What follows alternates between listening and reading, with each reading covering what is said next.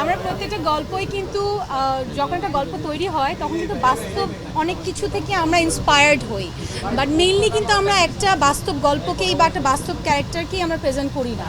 So অবশ্যই আপনারা যখন দেখবেন, আমি তো একজন নাটকের মেয়ে, ওই জায়গা থেকে যখন একটা নায়িকার ক্যারেক্টার প্রেজেন্ট করেছি আমার অনেক স্টাডি করতে হয়েছে।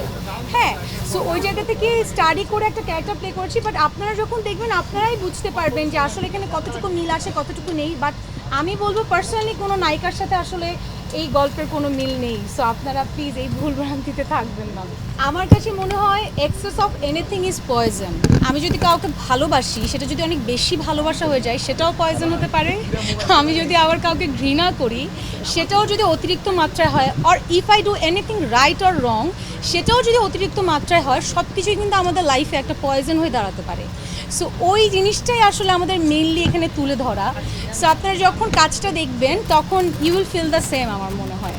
সেটাই তো টুইস্ট। টুইস্ট না থাকলে তো আসলে আপনাদের দেখার আগ্রহটাও বাড়বে না।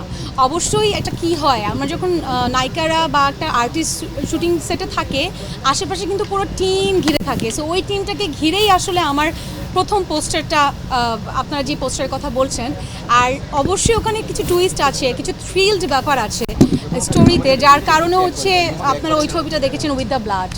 এই তো, সো আই থিঙ্ক দেখলে আপনারা আরও কাজটা ভালো মতো বুঝতে পারবেন। এই ঈদে আপনি আর কি কি উপহার দিচ্ছেন পয়জন ছাড়াও?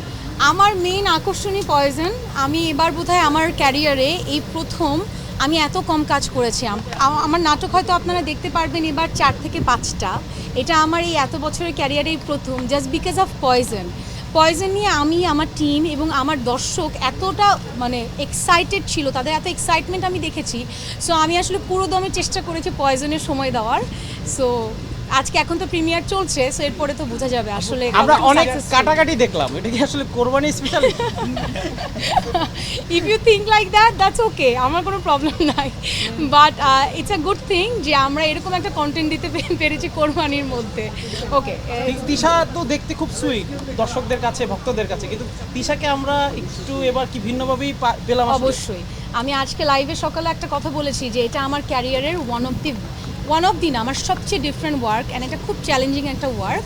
যে আমরা নর্মালি আমাকে খুব রোম্যান্টিকভাবে অনেক সুইট ওয়েতে আমাকে আসলে আমার দর্শক দেখেছে। সবসময় আমার দর্শকদেরকে আমি বলতে শিখেছি একটু ডিফারেন্ট ওয়েতে দেখতে চাই। আমার মনে হয় এর থেকে ডিফারেন্ট কিছু আমি জানি না দেখাতে পারবো কি না, বাট আমি চেষ্টা করেছি। দীপ্ত প্লেতে এর আগে আপনার একটা কাজ গিয়েছে, এবার প্রয়োজন। আসলে দীপ্ত প্লের সাথে জার্নিটা কেমন হচ্ছে? দীপ্ত প্লের সাথে আপনার জার্নিটা কেমন যাচ্ছে? আমার দীপ্তর প্রথম যে ওয়েব ফিল্মটা সেটা আমি করেছিলাম সাহসিকা, সেটা দীপ্ত প্লের প্রথম ছিল। সো ওই জায়গা থেকে I feel so great, I feel so honour, thanks to Dipto যে আমার সাথে তাদের প্রথম যাত্রাটা শুরু হয়েছে। এবং আমার এখনও মনে আছে আমি দীপ্তর সাথে যখন বসি আমি তখন কয়েকটা গল্প নিয়ে কথা বলেছি। তো আমি বলেছিলাম যে সবাইকে বলেছিলাম, আপু ভাইয়া মারিয়াম আপুকে বলেছিলাম যে আমি না এই গল্পটা আগে করতে চাই সঞ্জয় দার, অ্যান্ড তারা আমাকে এত সুন্দর করে সাপোর্ট করেছে যার কারণে আজকে কিন্তু আমি এখানে দাঁড়িয়ে আছি আপনাদের সামনে একটা ভালো কাজ নিয়ে, একটা ডিফারেন্ট চ্যালেঞ্জিং কাজ নিয়ে। So of course thanks to my team and of course Dipto, thank you.